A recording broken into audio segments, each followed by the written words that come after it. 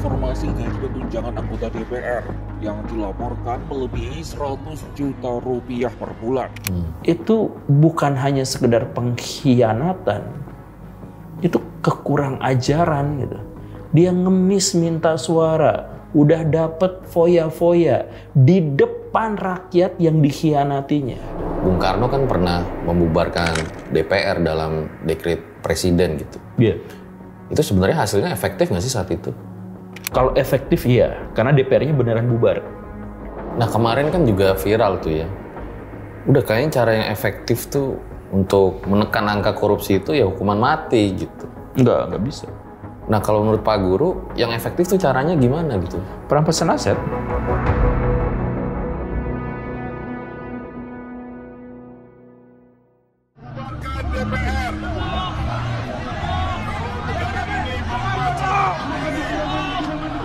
Di jalanan depan gedung DPR, suara teriakan rakyat tercampur dengan suara tangisan setelah tragedi meninggalnya Afan Kurniawan. Turut berduka cita telah berpulangnya Afan Kurniawan, semoga amal ibadahnya dapat diterima di sisinya. Jangan-jangan yang paling horor selama ini bukanlah kisah-kisah hantu yang ada di podcast RJ5. Jangan-jangan yang paling horor adalah kisah korupsi dan kekuasaan yang semena-mena yang terus menghantui kita. Kebetulan sehari sebelum terjadi tragedi di Pejompongan itu, setelah aksi demonstrasi, gue sama Kang Guru itu udah syuting duluan membahas tuntutan-tuntutan rakyat seperti bubarkan DPR dan kasus korupsi itu yang kemarin sempat viral. Nah, video kali ini adalah pembahasan tentang hal-hal tersebut.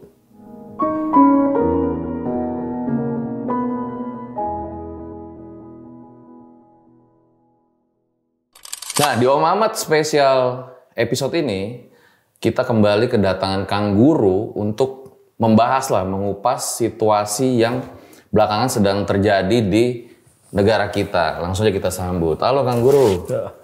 Nah, kita langsung aja Kang ya. Jadi belakangan itu kan masyarakat lagi demo, di mana tuntutannya untuk membubarkan DPR. Dan salah satu yang dibahas banget adalah tunjangan DPR yang sampai 50 juta rupiah per bulan. Nah itu banyak di sosmed membanding-bandingkan lah. Kok ini mewah banget sementara rakyat aja nggak bisa makan, lapar, nyari kerja susah. Tapi kan bagi sebagian orang, kayaknya di demokrasi nggak mungkin deh DPR itu dibubarkan gitu. Nah kalau menurut Akang, mungkin nggak DPR itu dibubarin? Sebenarnya iya mungkin aja kalau mau membubarkan DPR yang sekarang.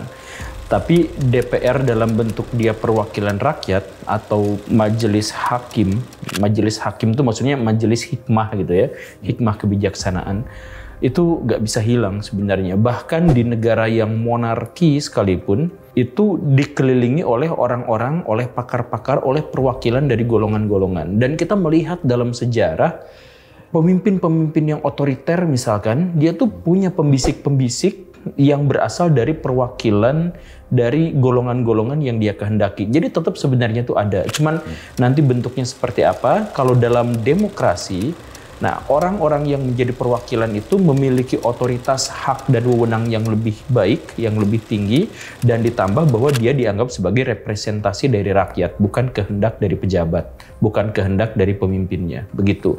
Nah, terkait dengan pembubaran DPR ya tentu saja itu adalah tujuan atau visi yang terlalu muluk ya. Nggak sesederhana itu. Jadi maksudnya kalau kita mau komplain terkait dengan tunjangan yang besar atau bahwa tunjangan yang besar itu sebenarnya adalah pemicu dari rangkaian ketidakpuasan masyarakat terhadap DPR, maka sebenarnya tuntutan yang lebih realistis itu adalah gini, kalau saya Kang. Saya sangat setuju banget kalau DPR digaji 100 juta sebulan. Bahkan saya setuju kalau dia digaji 500 juta sebulan. Saya setuju. Tapi dengan catatan bahwa DPR itu harus digaji dengan perhitungan normal. Bukan nggak normal, tapi normal. Maksudnya gimana? Maksud normal itu gini Kang. Akang direktur umum, direktur sebuah perusahaan. Kemudian Akang tuh punya manajer.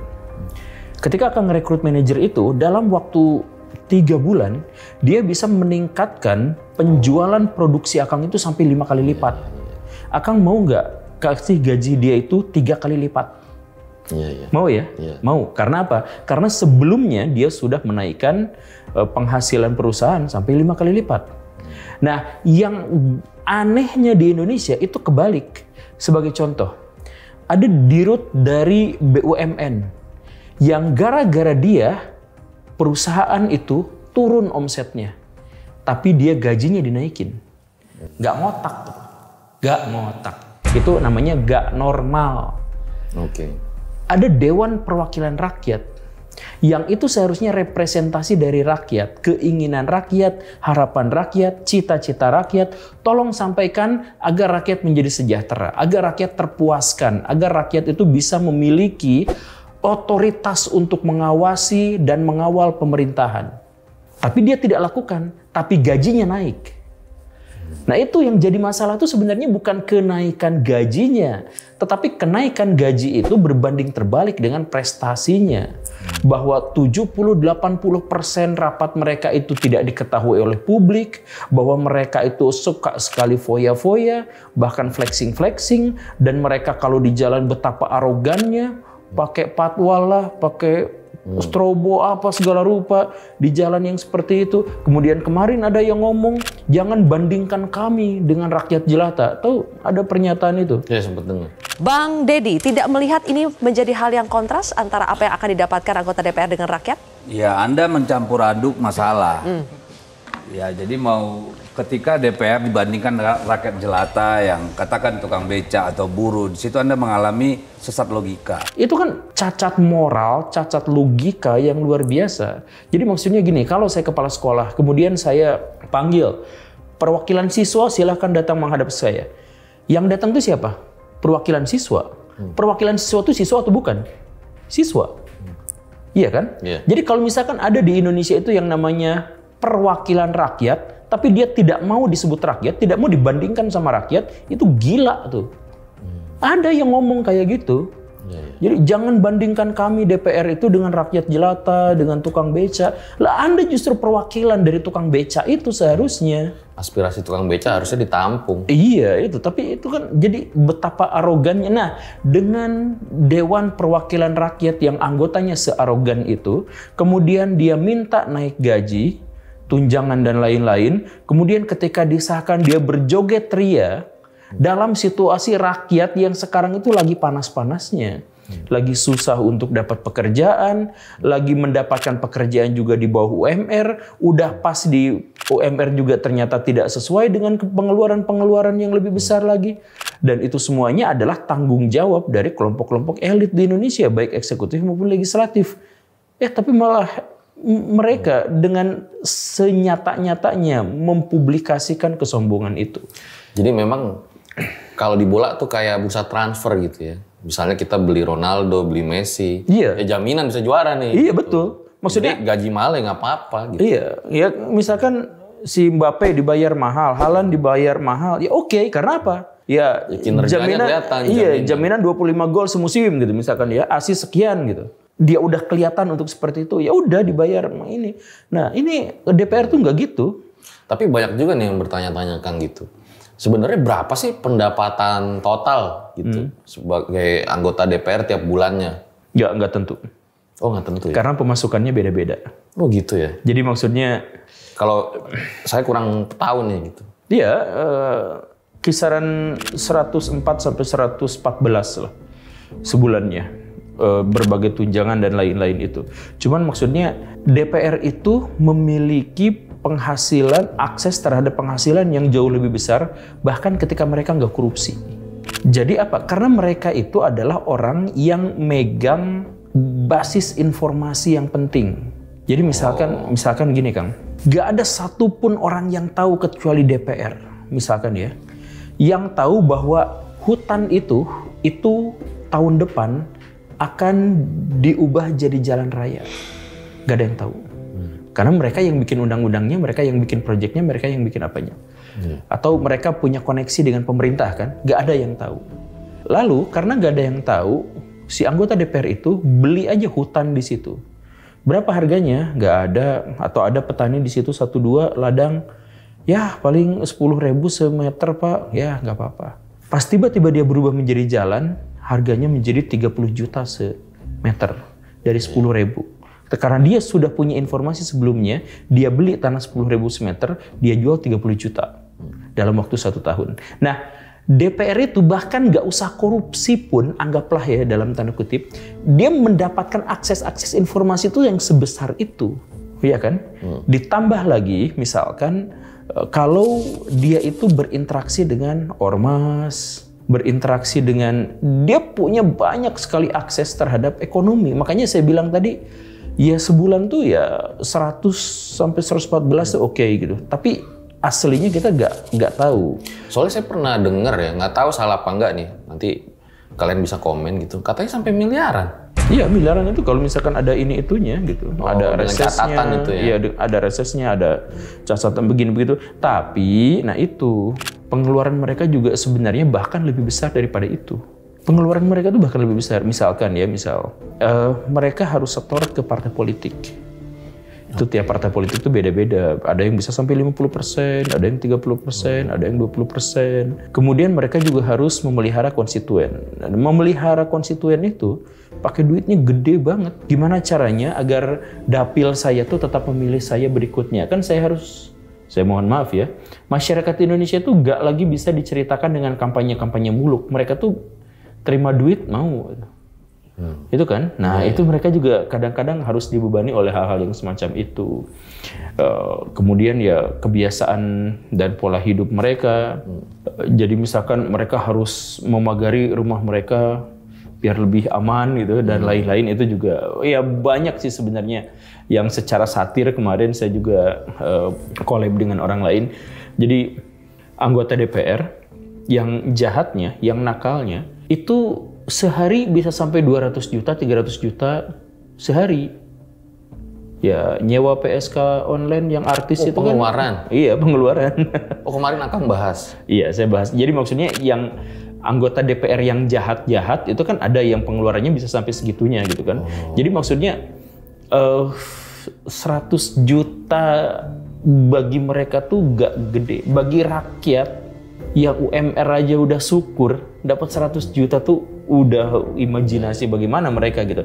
Tapi bagi anggota DPR yang hidup di Senayan, yang melihat realita dengan cara yang berbeda, gaji segitu tuh buat mereka tuh, wah segini mah saya harus korupsi nih kayaknya. Kalau enggak akan cukup. Nah gitu, pikirannya mungkin seperti itu. Gitu. Nah tapi kalau kita bicara tentang sejarah, Bung Karno kan pernah membubarkan DPR dalam dekret presiden gitu. Iya.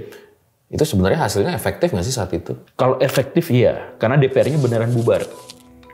Oke. Kalau soal itu. Tetapi apakah itu menghasilkan sesuatu yang baik? Tidak, itu menghasilkan sesuatu yang bahkan jauh lebih buruk. Tapi ceritanya begini, DPR pada waktu itu memang sudah tidak bisa melawan terhadap Bung Karno, karena semua kata-kata Bung Karno itu terbukti. Oke. Jadi maksudnya gini, kita sedang berdebat hebat nih. Berdebat tentang A dan B gitu. Akhirnya saya tuh gak bisa ngomong apa-apa lagi karena udah terbukti di lapangan argumentasi saya tuh salah gitu. Di lapangan terbukti, bukan dalam adu argumentasi. Okay. Saya menang adu argumentasi ngelawan Akang misalkan. Tapi fakta lapangan kelihatan sama kita berdua, saya itu pendapatnya salah. Nah, anggota DPR tuh pada waktu itu konstituante ya di bawah di masa Orde Lama itu mengalami itu. Jadi coba bayangkan, kata Bung Karno. Pertama, dia tidak suka partai politik.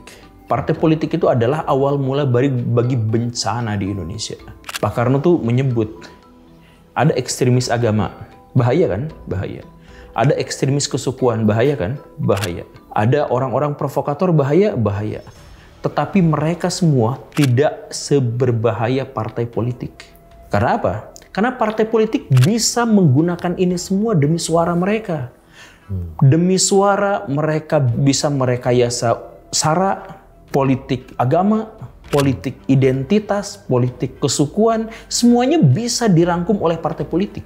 Jadi kalau misalkan Indonesia pecah belah gara-gara kesukuan mungkin ya, bisa diredam. Kalau pecah belah gara-gara agama itu bisa diredam. Tapi kalau partai politik bisa merekayasa semua itu demi kepentingan mereka sendiri, dan mereka yang kemudian bikin konstitusi. Karena dari partai politik itulah lahir anggota DPR. Ini bahaya sekali, ya, kata Bung Karno. Maka seumur hidup saya tidak mau menandatangani peraturan bahwa DPR itu harus ada, misalkan tahun 46 atau 45, tahun 45 November tahun itu kan ada maklumat untuk mendirikan partai politik di Indonesia. Pak Karno nggak mau tanda tangan, yang tanda tangan Hatta. Maklumat ex wakil presiden, presidennya nggak mau tanda tangan karena Bung Karno itu tidak mau. Nah, ketika pada akhirnya Bung Karno harus ngalah terhadap Bung Hatta, karena Bung Hatta tuh kekeh partai politik itu harus ada. Nah, oke, partai politik silahkan ada. Dia kalah debat, dalam tanda kutip ya, kalah debat dengan Bung Hatta. Oke, silahkan partai politik ada, ngikutin Bung Hatta. Oke, pemilu silahkan ada, dilaksanakan tahun 55, ngikutin Bung Hatta. Oke, sok terserah lu aja. Dalam perdebatan lisan lawan lisan, Pak Karno tuh kalah lawan Bung Hatta tuh. Tapi endingnya Pak Karno yang benar. Karena setelah pemilu tahun 55, partai-partai politik pemenang pemilu itu ada 4. Ada PNI, dapatnya sekitar 24 atau 22% suara. Kemudian ada Masyumi, kemudian ada NU, dan kemudian ada PKI. Nah, mereka itu berdebat hebat di parlemen, di konstituante, hanya untuk memperdebatkan dasar negara itu apa. Apakah kita tuh harus melibatkan formalisasi agama atau tidak. Nah, perdebatan itu tuh gak selesai-selesai, terus-terusan. Jadi Soekarno tuh melihat, dan mereka tuh berdebat tuh terang-terangan di depan wartawan, di depan publik, gak selesai-selesai. Nah, ini Soekarno, ini Hatta. Lu lihat, gak beres-beres. Undang-undang gak selesai, apa gak selesai? Karena mereka semua bukan memperjuangkan bangsa Indonesia. Mereka memperjuangkan ideologi dan kepentingan kelompok masing-masing. Coba sekarang selesaikan. Saya nggak akan bubarin DPR kalau besok selesai. Tapi faktanya nggak selesai, berantemnya terus-terusan. Dan ketika mereka berantem, mereka tuh bawa massa. Jadi akhirnya apa? Indonesia tuh makin chaos juga pada waktu itu. Makanya akhirnya udah, lu terbuktikan konsep lu tuh payah, salah. Jadi Indonesia tuh nggak boleh ada partai politik. Kalau Indonesia mau demokrasi, demokrasi itu harus menjadi demokrasi terpimpin. Kata Bung Karno. Kata Bung Hatta, oke, kalau gitu gua mundur sebagai wakil presiden. Mundur tahun 56. Nah, Soekarno sejak saat itu, oke, sebentar lagi siap-siap mundur. Anggota DPR semuanya siap-siap dibubarkan. Dan akhirnya tahun 57 bubaran dekret itu, tahun 59 udah hilang, diganti sama konsepnya Bung Karno gitu. Nah, jadi dalam hal itu sebenarnya DPR gak bisa melawan karena ya terbukti kan, bukan terbukti dalam perdebatan, ini dalam wujud nyata tuh. Itu berantem terus. Tapi kita balik dulu mungkin Kang ya. Nah, tadi Akang bilang justru lebih buruk pas Bung Karno bubarin DPR gitu. Buruknya di mana? Lebih buruk karena pada waktu itu, karena DPR-nya udah lemes, gak bisa ngelawan, dan akhirnya seluruh keputusan ada di bawah Bung Karno. Dan karena seluruh keputusan ada di bawah Bung Karno, semua keputusan juga harus sesuai dengan tendensi-tendensi Bung Karno. Jadi misal gini ya, sebelum tahun 56, ketika Bung Karno dan Bung Hatta itu masih ada dalam satu kesatuan, mereka tuh saling melengkapi. Soekarno, Jawa. Perwakilan Jawa, representasi Jawa. Bung Hatta, perwakilan non-Jawa. Soekarno, perwakilan abangan. Hatta, perwakilan santri. Soekarno, perwakilan orang-orang ideolog, tapi nggak ngerti ekonomi. Revolusi aja terus. Hatta, nggak ngerti ngomong, tapi dia adalah ekonom handal. Soekarno, itu menggerakkan massa. Hatta, menciptakan kader-kader bangsa. Jadi mereka semua itu beda banget, tapi saling melengkapi. Hatta tuh nggak ngerti ideologi sengerti Bung Karno. Hatta tuh nggak bikin ideologi sendiri, Bung Karno bikin. Tapi walaupun Bung Karno bikin ideologi, dia nggak ngerti ekonomi. Gimana cara mensejahterakan rakyat? Nah, akhirnya ketika Bung Karno tanpa didampingi Bung Hatta, satu, Representasi Jawa full, non-Jawa terasingkan. Pemberontakan non-Jawa terjadi di mana-mana. PRRI Permesta. Kemudian Daud Bereh yang di Aceh itu. Pokoknya semua pemberontakan yang non-Jawa itu terjadi pada waktu itu. Sulawesi. Itu karena apa? Bung Hattanya yang representasi non-Jawa itu mundur. Kemudian masalah apa lagi? Masalah politik mercusuar, bikin patung, bikin Ganevo, bikin Konevo, macem-macem bikin semuanya seperti itu. Tapi rakyat bajunya pakai karung goni, nggak punya duit. Makanya nasi bulgur ya? Iya, jadi nggak itu. Kemudian yang ngerinya lagi itu misalkan ketika rakyat makin lama makin miskin, Pak Karno kurang ngerti soal ekonomi. Ya bukan berarti dia nggak cerdas gitu ya, tapi ya dibanding Hatta ya dia kurang ngerti soal ekonomi.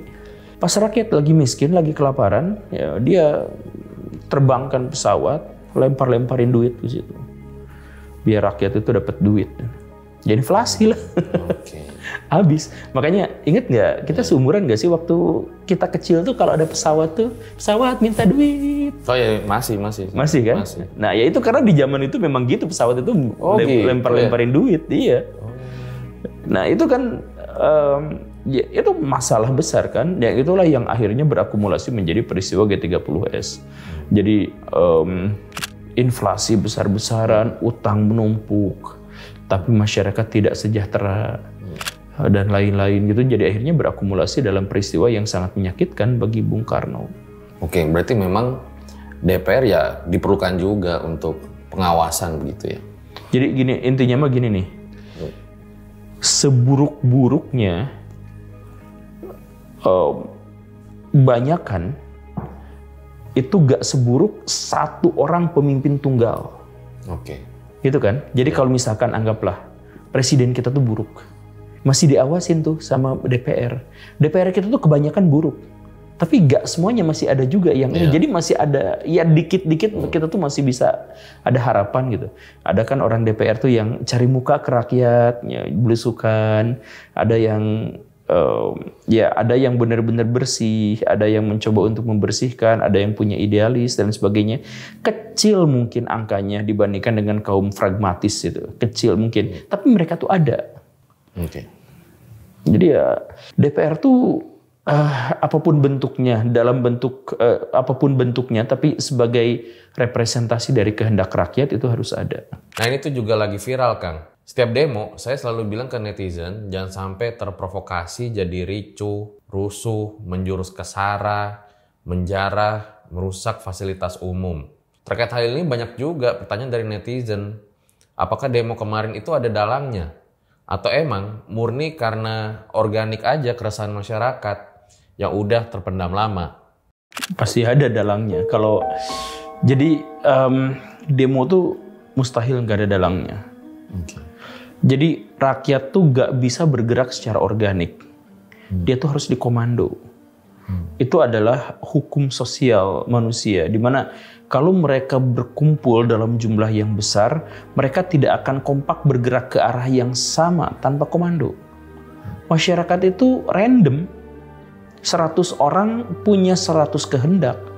Jadi mereka akan ke sana dan kemari kecuali ada yang menggerakkannya, atau kecuali ada yang mengkomandonya, atau ada yang memimpinnya.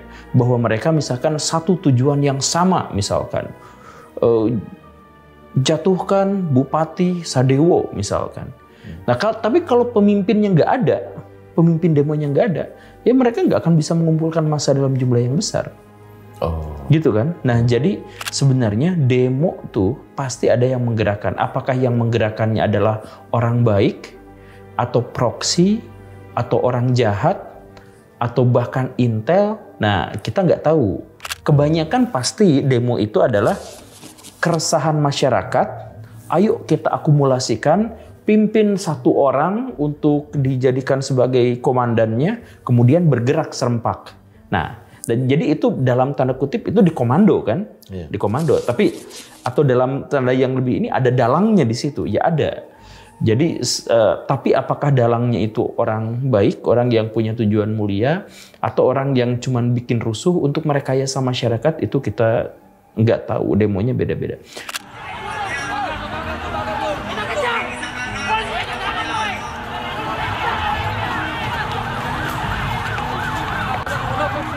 Nah, tapi apakah itu murni representasi dari kehendak rakyat? Saya sih mengira bahwa itu tuh adalah stres, ekspresi dari depresinya masyarakat terhadap realitas yang sekarang gitu. Terutama ekonomi ya. Terutama ekonomi. Kita tuh setiap demo tuh alasannya tuh ekonomi. Demo di Indonesia tuh kalau nggak nuntut turunkan harga-harga, ya naikin gaji. Tuntutan kita tuh seperti itu. Nah, tapi coba kita bayangkan soal DPR itu ya, bahwa tuntutannya untuk membubarkan DPR itu keterlaluan. Tapi coba kita pikirkan sama-sama. Saya ketemu sama seseorang, caleg lah katakanlah. Si caleg itu mohon pada rakyat untuk pilih saya. Saya akan begini, saya akan begitu. Dia tuh jadi pengemis di depan kita tuh, minta suara, minta legalitas agar berkuasa. Oke, setelah berkuasa, ternyata dia langsung ninggalin kita, nutup pintu rumahnya, kita gak bisa sampaikan aspirasi, kita gak bisa apa. Ketika kita bilang ke mereka, kita tuntut mereka, mereka malah marah-marah. Dan mereka malah bersikap arogan. Dia awalnya pengemis suara. Tapi kemudian dia menjadi begitu arogannya. Dan kemudian bukan hanya arogan, ketika dia tahu persis rakyat susah hidup, susah memakmurkan dirinya, kemudian dia mendapatkan tunjangan gaji yang gede, joget-joget.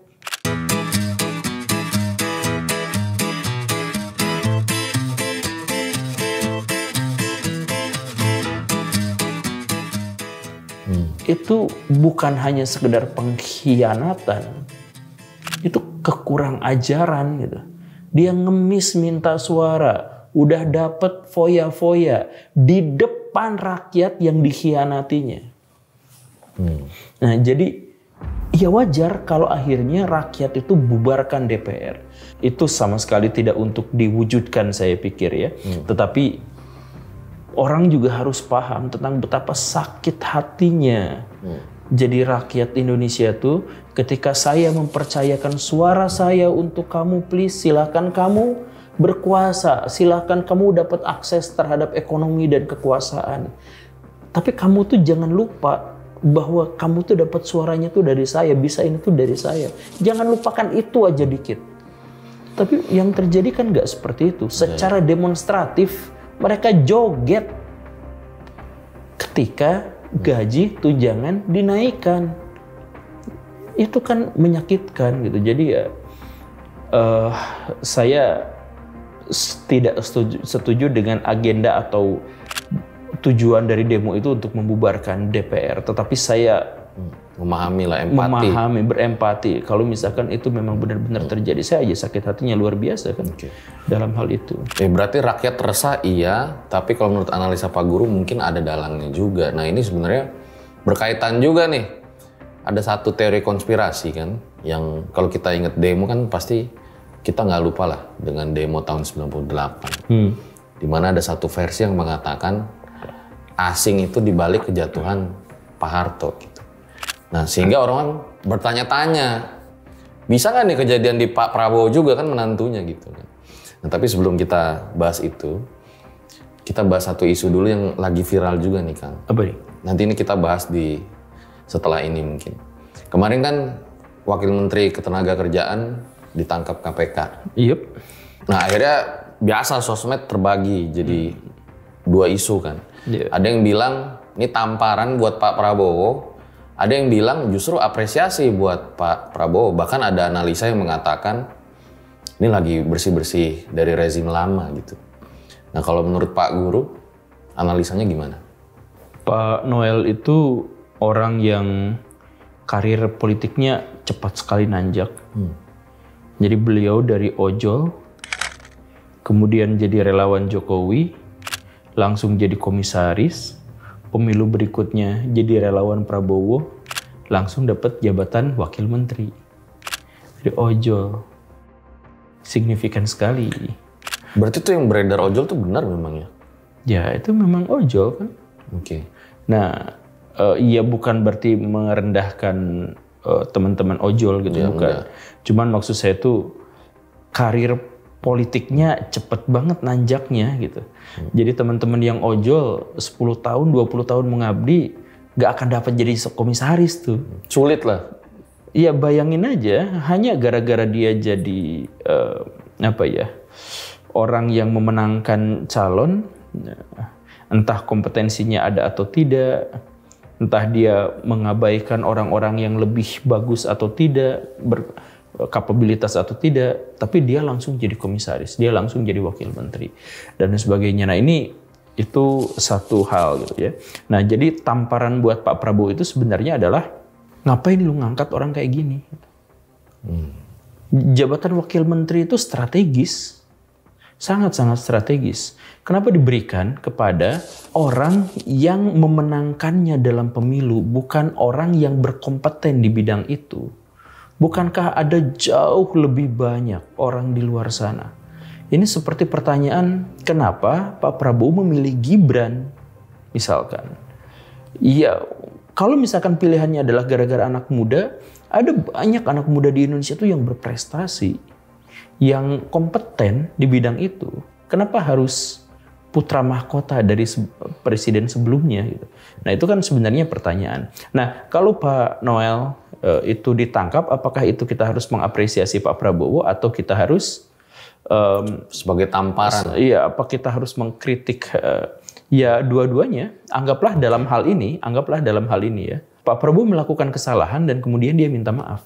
Kita harus tuding kesalahannya, tapi kita harus hargai permintaan maafnya. Niat untuk bersih-bersihnya. Iya, gitu ya. jadi dia yang ngangkat, kemudian ketika ada kasus, dia mohon-mohon, Pak minta amnesti sedikit aja. Pak Prabowo-nya abai dalam hal itu, malah mecat gitu. Ya, dalam hal itu ya kita harus apresiasi. Dan ketika kita sekarang melihat bahwa Pak Prabowo memang banyak sekali melakukan, atau di zaman beliau berkuasa itu banyak koruptor-koruptor yang ditangkap. Ya. Ya terlepas dari berbagai kepentingan di belakangnya ya dan konspirasi, ya saya pikir itu juga harus dihargai. Kita objektif saja, kita tetap akan mengkritik orang, tetapi kita juga apresiasi ketika mereka atau dia melakukan hal-hal yang baik. Jadi Pak Prabowo dalam hal ini ya layak untuk diapresiasi kalau dia melanjutkan tren semacam itu, penangkapan koruptor, termasuk dari lingkar dalamnya sendiri. Ini Pak beliau ini kan dari lingkar dalamnya Pak Prabowo kan. Nah ternyata ditangkap juga, ya itu bagus. Nah soalnya gini kan, karena hari-hari ini kita lihat di sosmed gitu ya, banyak analisa juga yang mengatakan sekarang tuh jadi kayak ada dua kubu. Kubu Solo dan juga kubu Kertanegara gitu. Jadi terlihatnya seperti ya harmonis aja di permukaan, tapi justru pengen dibersih-bersihin gitu. Ini menurut salah satu analisa ya? Enggak, kubunya banyak banget. Justru banyak ya? Banyak banget, banyak. Oke. Dan tiap daerah, tiap pulau di Indonesia itu ada. Jadi misalkan yang kubu tambang, kubu sawit, dan mereka tuh kadang-kadang berkolaborasi dan kadang-kadang pecah. Atau misalkan di pusat pemerintahan, apakah ada kubu Pak Prabowo atau kubu Pak Jokowi gitu yang seperti itu. Ya mereka tuh kadang-kadang dalam beberapa hal bersaing, kadang-kadang dalam hal yang lain saling sandera kepentingan, dalam hal yang lain mereka itu juga bergabung gitu. Ya sangat macam-macam, tapi yang jelas ada upaya memang untuk memecah belah Pak Prabowo dengan Pak Jokowi. Ada upaya yang sangat kuat untuk itu gitu. Nah, dari kubu yang mana nih? Ya khususnya dari kubunya Pak Prabowo tuh ada kuat keinginan itu. Jadi ada kubu dari kalangan Pak Prabowo itu yang ingin Pak Jokowi itu disingkirkan atau pengaruh dari Pak Jokowi itu disingkirkan. Ada ya yang seperti itu. Tapi itu berbentrokan juga dengan kubunya Pak Prabowo misalkan yang ingin agar terjadi tetap koalisi dengan Pak Jokowi dan lain sebagainya. Pokoknya intinya kubunya tuh ada banyak sebenarnya, bukan hanya dua. Saya kemarin juga berbincang dengan Ring Dalem itu. Dia bilang setidaknya ada 3 kubu. Ada yang kubunya ini gitu ya, 2 suku kata gitu. Ada yang kubunya itu gitu. Ada. Nah, terus saya ngobrol sama yang lain lagi. Oh, cuman ada 2 kubu. Ada yang bilang lagi, oh, padahal itu tuh orang-orang dalam semua gitu. Jadi maksudnya politik di Indonesia itu sangat-sangat cair, Kang. Jadi saya misalkan dari satu partai politik tertentu ngirimin 1 orang ke sana, sok lobby orang itu. Nah, orang yang saya delegasikan, orang yang saya suruh itu bisa aja di sana tuh mengkhianati saya tanpa saya tahu. Bisa aja dia malah berbalik tapi lapor lagi ke saya tuh menceritakan bahwa dirinya masih mendukung. Nah, hal yang semacam itu sekarang tuh kuat sekali. Kita tuh bingung tentang siapa yang sesungguhnya siapa kawan mana lawan. Siapa kawan mana lawan tuh kita nggak ngerti. Apakah Ibu Megawati mendekat ke Pak Prabowo gara-gara Hasto misalkan yang diampuni itu? Apakah Pak Tom Lembong kemarin mengatakan Pak Jokowi itu hebat gara-gara setelah dibebaskan, dan kemudian ini tentang apakah Pak Anies yang geraknya tuh senyap tapi ternyata mengumpulkan, itu liar sekali, Kang, liar sekali, banyak sekali. Jadi kalau misalkan kubu-kubuan cuma 2, mungkin 2 yang dimaksud itu 2 yang paling besar gitu. Nah, kita balik ke isu KKN ya. Isu KKN kan sebenarnya dari tahun 98 itu yang akhirnya membuat rezim Orde Baru tumbang juga gitu kan. Tapi kalau kita lihat hari ini dari tahun 98 kayaknya bagi sebagian orang malah makin parah gitu kan. Kalau Akang optimis nggak KKN tuh bakal hilang lah gitu dari Indonesia? Soal hilang itu sangat-sangat pesimis kalau KKN hilang itu. Tetapi KKN dikurangi sampai batas sehingga dia bisa dikontrol, itu sangat mungkin. Sangat mungkin. Jadi karakteristik dari KKN itu adalah orang yang berkuasa, yang memiliki wewenang tinggi, kemudian dia menyalahgunakan. Nah, karena dia memiliki wewenang itulah sulit diberantas. Itu yang pertama. Kemudian yang kedua, korupsi itu tidak mungkin dilakukan sendirian. Kalau misalkan kita menyalahgunakan kewenangan, nah untuk menjadi berwenang kita tuh harus punya tim, harus punya kelompok, harus punya anak buah. Yang kalau saya korupsi, pasti melibatkan mereka semua. Dan korupsi di Indonesia misalkan, Akang sogok saya uang 100 juta misalkan. Pakai apa? Pakai cash. Ketahuan juga. Atau pakai rekening, ketahuan juga. Pakai apa? Nah, misalkan ya udah, saya mau pura-pura ke Singapura buat judi, terus menang di sana. Terus ini. Iya, saya ngobrol setidak-tidaknya sama orang yang di bandara atau orang yang apa, ya harus ini. Apalagi misalkan korupsi tambang. Oh, tambangnya kelihatan, ada traktor, ada ekskavator, semuanya. Itu juga kelihatan semuanya. Jadi korupsi itu nggak mungkin sendirian. Nah, jadi akibatnya apa? Korupsi itu pasti bikin sistem. Bikin sistem. Jadi, Akang, gimana caranya korupsi tapi nggak dilaporin? Orang yang berpotensi untuk melaporkan Akang harus ikut korupsi juga. Gitu kan? Jadi saya di zaman yang dulu itu berkenalan dengan kepala sekolah. Kepala sekolah itu korupsi. Tapi nggak ada yang melaporkan. Kenapa? Karena setiap dia korupsi, dia bagi duit ke semua gurunya. Mau ditolak, mau diterima, bagiin semuanya. Kirim transfer langsung ke situ. Jadi kalau misalkan si guru itu berani lapor, dia sendiri kena. Dan yang lebih berbahayanya apa? Si kepala sekolahnya, karena dia dapat jatah korupsinya paling gede, dia lebih berpotensi untuk menyuap para penegak hukum daripada guru yang cuma dapat jatah sedikit. Jadi dalam konteks itu, si pelapor mungkin yang akan masuk penjara, sedangkan orang yang korupsi sungguhan itu akan bebas. Dan itu terjadi di Indonesia dalam skup yang lain selain guru. Itu tadi saya ilustrasi aja karena saya di dunia guru gitu. Cuman yang lain juga adalah seperti itu. Nah, jadi pesimis sekali kalau misalkan korupsi itu harus hilang sama sekali. Tetapi bisa aja dia tuh dikontrol, dibatasi, dilokalisasi itu bisa. Sampai batas tertentu. Misalkan di zaman Pak Harto korupsi itu dilokalisir hanya pada dirinya saja. Ada editansil korupsi ya dikejar-kejar gitu. Walaupun akhirnya gagal gitu, tapi dikejar gitu. Dan itu diviralkan karena yang korupsi bukan dari bagian mereka gitu. Nah, jadi bahkan di negara yang paling maju sekalipun korupsi itu ada. Tapi ya gimana cara kita melokalisir atau mengurangi dampaknya atau membuat dia itu tidak berlaku secara sistemik dan sistematis. Itu yang menjadi PR kita tuh. Nah, kalau sejarah korupsi di kita sendiri tuh dari kapan ya? Dari zaman Belanda. Oke. Jadi ketika Belanda datang ke Indonesia, raja-raja di Indonesia tuh nggak mungkin bisa korupsi. Belanda ini VOC berarti saat itu? Apa Belandanya? Iya, oke lah VOC atau sebelum VOC atau sesudah, misalkan bahkan sebelum Belanda, misalkan Portugis gitu. Oke, tapi maksud saya adalah ketika orang-orang Eropa itu datang ke Nusantara, tidak ada satupun raja di Indonesia yang bisa korupsi. Tidak mungkin bisa. Karena apa? Karena wilayahnya itu adalah miliknya secara mutlak. Jadi dia mau pakai uang rakyat 100% untuk dirinya itu nggak korupsi. Karena itu memang duitnya dia. Jadi itu kan zaman feodal. Zaman feodal itu adalah si raja, si bangsawan menguasai seluruh tanah dan aset, memiliki seluruh sumber daya. Orang-orang yang ada di situ numpang. Sehingga kalau saya ambil tanah itu, saya ambil sapinya, saya ambil rumahnya, saya ambil anak gadisnya, hak saya. Bagian dari kerajaan. Bagian dari kerajaan. Nah, saya nggak bisa korupsi di situ. Nah, tapi ketika orang Belanda datang, orang Eropa datang, mereka itu bisa korupsi. Karena apa? Karena mereka tuh pengusaha yang dikasih modal sama VOC.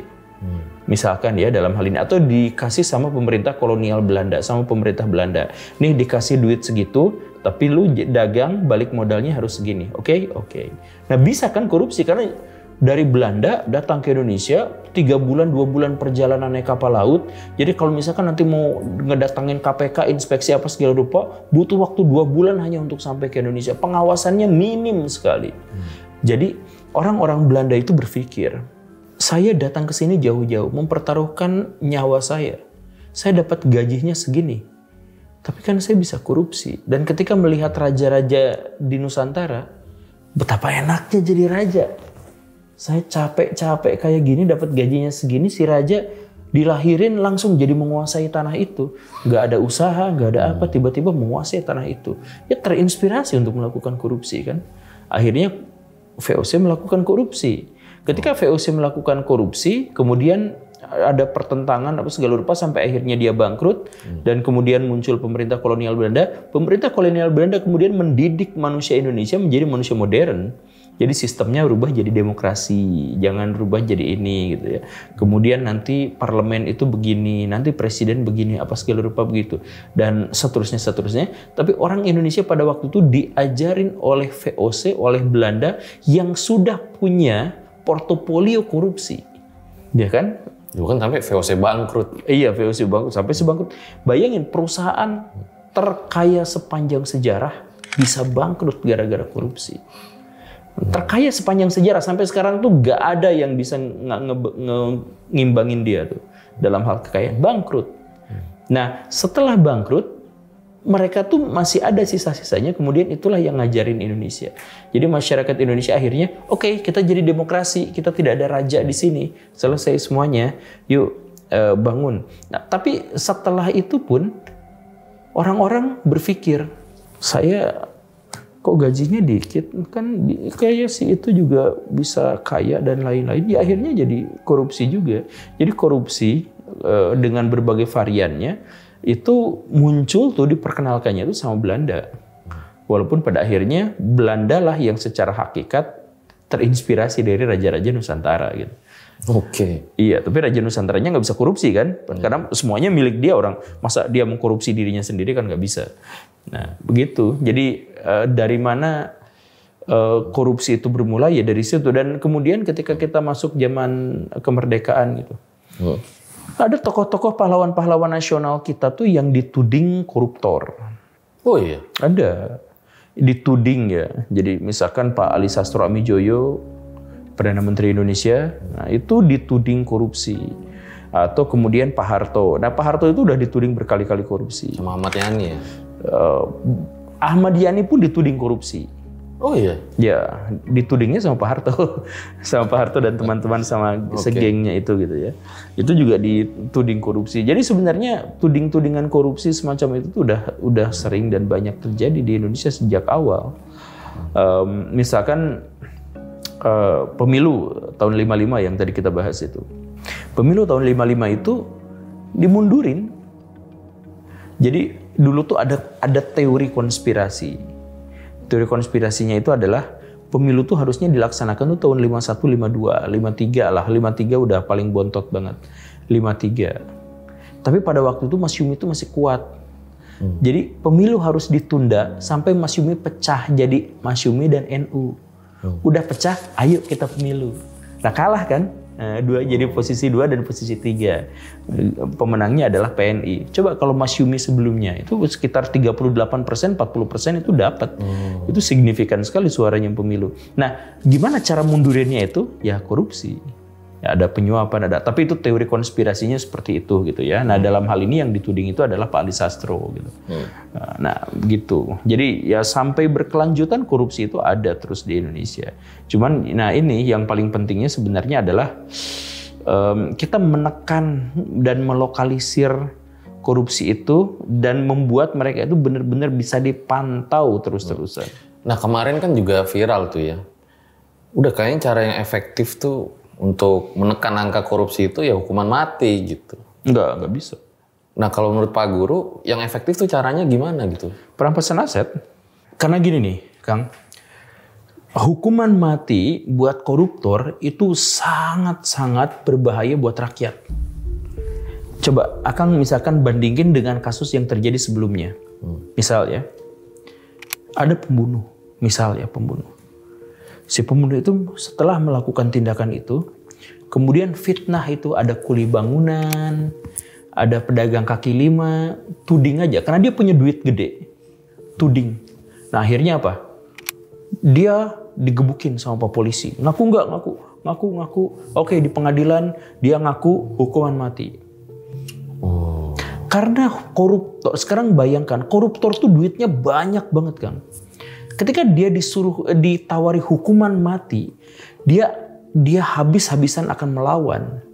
Dan bisa aja dia tuh menggunakan orang lain sebagai tumbal. Kita tuh udah jadi rahasia umum, ada rakyat jelata biasa-biasa tiba-tiba di tasnya, loh tiba-tiba ditangkap sama polisi. Ada kejadian kayak gitu kan? Iya ini udah jadi rahasia umum, entah ini benar atau salah, tapi pengakuan yang berhubungan dengan itu tuh banyak. Sekarang bayangkan kalau misalkan hukuman mati dipraktekkan. Atau misalkan akan melihat ada pengakuan dari banyak orang. Termasuk dalam tanda kutip saya juga kayaknya pernah melihat kejadian ini. Jadi ada koruptor, kemudian dia dipenjara seumur hidup, dipenjara 10 tahun, dipenjara 3 tahun. Ternyata dia tidak pernah dipenjara. Dia berkarya seperti biasa, main seperti biasa, tinggal bayar wartawan dan lain-lain.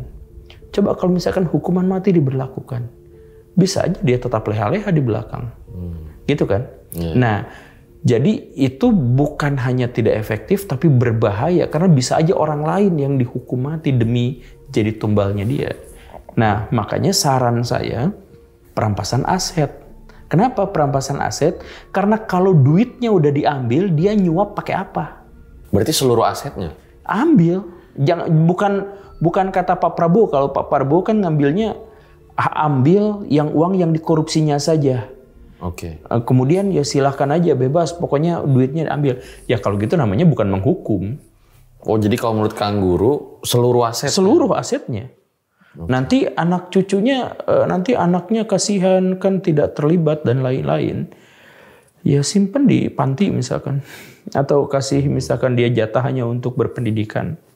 Dan jauhkan dari pengaruh jahat ayahnya gitu. Ya kasih aja selayaknya seperti warga biasa yang dapat UMR gitu misalkan. Hanya untuk hidup ya silahkan aja. Tapi rampas seluruh asetnya. Kalau misalkan usul Pak Prabowo itu adalah rampas aset yang dia korupsi. Itu sama seperti saya maling duit Akang 100 juta, ketahuan, Hukumannya apa? Rampas aset yang 100 juta kembalikan kepada Akang.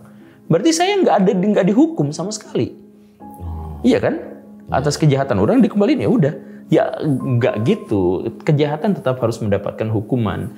Nah jadi rampas semuanya. Agar apa? Agar dia tidak bisa merekayasa hukum. Anggaplah hakimnya itu bisa disuap. Anggaplah. Disuap sama apa kalau duitnya udah habis? Udah dirampas sama negara. Kan gitu kan. Nah jadi bagi saya yang lebih bagus daripada hukuman mati itu adalah perampasan aset. Oke. Kita balik ke belakang lagi. Ini yang mungkin ditunggu-tunggu nih sama nonton ya. Demo 98 kan ada satu versi konspirasi lah yang bilang asing itu dibalik jatuhnya rezim Soeharto gitu. Sehingga ada pertanyaan nih, mungkin nggak terulang di Pak Prabowo menantunya gitu.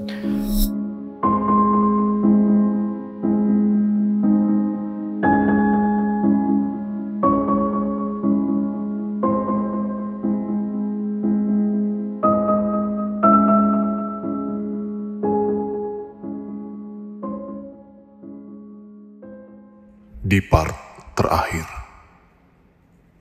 Jadi misal Pak Harto ngelihat kondisi Indonesia itu lagi jatuh-jatuhnya. Kemudian datanglah IMF. Saya ada solusinya. Solusinya adalah saya punya paket bantuan.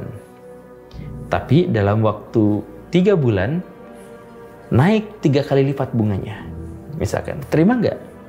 Kalau mau terima, oke. Tapi syaratnya 1, hilirisasi stop, industrialisasi stop, kemudian ya yang macam-macam itu stop. Itu syarat dari IMF. Tapi pada waktu itu titik poin sebenarnya adalah karena Amerika Serikat sudah tidak lagi membutuhkan Pak Harto. Kenapa tidak lagi membutuhkan? Karena Amerika Serikat pada waktu itu menaikkan Pak Harto untuk menjaga Asia, minimal Asia Tenggara secara spesifik, untuk tidak jadi komunis. Nah Pak Harto itu kan yang memberantas G30S kan. Nah Pak Harto itu yang dan anti banget sama komunis. Dan mempropagandakan kepada masyarakat Indonesia betapa keji dan buruknya komunis.